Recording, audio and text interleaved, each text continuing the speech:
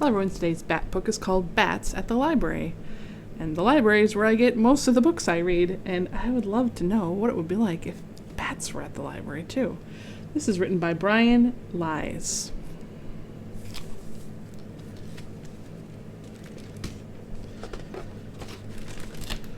Title page, it looks like the bats are working together to turn on some lights and open some books.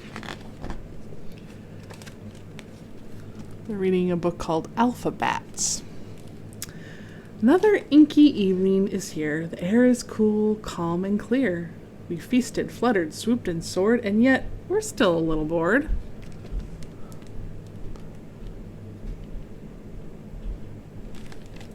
I don't know if you're noticing that the house is upside down because bats hang like this, upside down. So when we're looking at the bat's perspective, the house is upside down. That's kind of neat. All this sameness leaves us blue and makes us ache for something new. Then word spreads quickly from afar. A window has been left ajar. What do you think ajar means? A window has been left ajar. Yeah, it means open. Can it be true? Oh, can it be? Yes, bat night at the library. Oh, something new to do. They're all excited.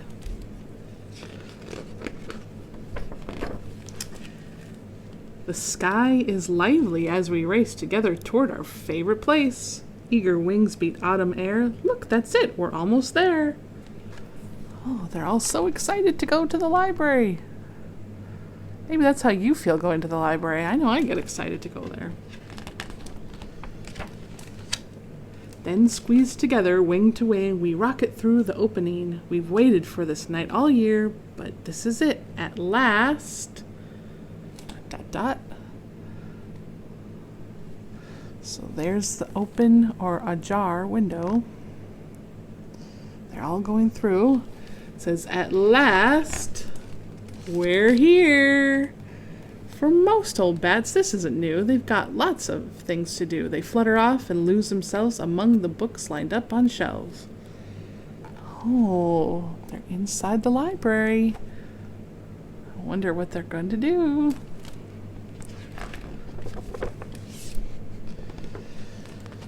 Other bats in munchy moods will study guides to fancy foods, or hang out by a lamp instead, or talk about the books they've read. But little bats will have to learn the reason that we must return.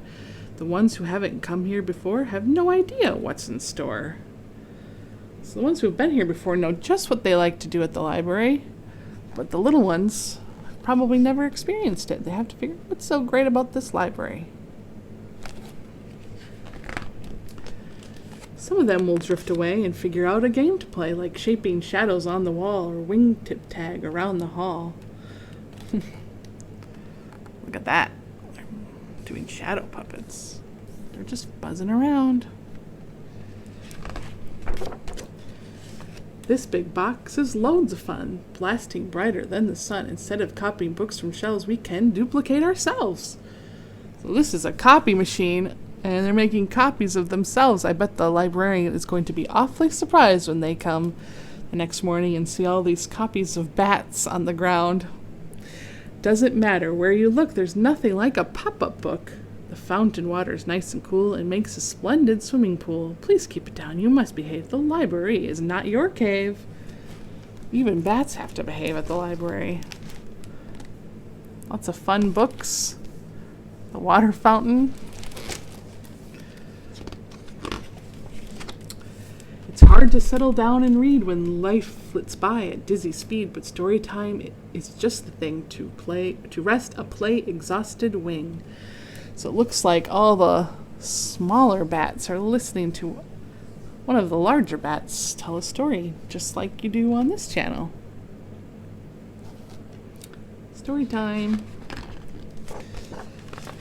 And if we listen, we will hear some distant voices drawing near. Louder, louder, louder still, they coax and pull us in until...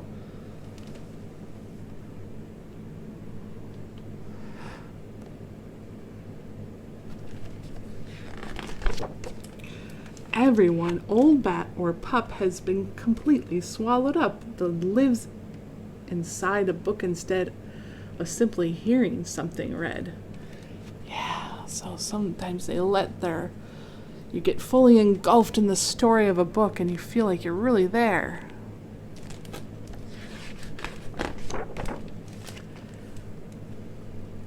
Look at all these different adventures the bats are going on in different books.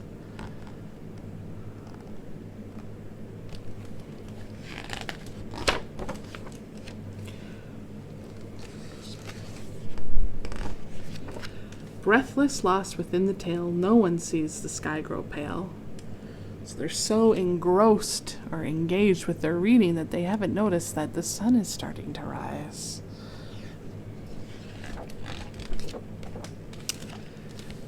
What is that light? A lamp? The moon? Our bookish feast can't end so soon. It feels as though we've just begun, but now we have to leave our books half done. Oh, bummer. It's time for them to go before they get caught. Through the window into sky, it's much too late. We've got to fly. Maybe a librarian will give us bats a chance again and leave a window open wide to let us share the world inside. Yeah, so that maybe some other day they get to go back to the library. For now, we'll dream of things we've read, a universe inside each head. Every evening, one and all, we'll listen for that late night call. Can it be true? Oh, can it be? Yes. Bat night at the library. I thought, what a fun book. And makes me feel really grateful that I can visit the library almost anytime I wish when it's open. I get to go to the library all the time, and I get to have access to all the books inside the library, and I am so lucky for that, and you are as well. And these bats can kind of taught me a little bit of appreciation for the things that I have, and they also did a great job.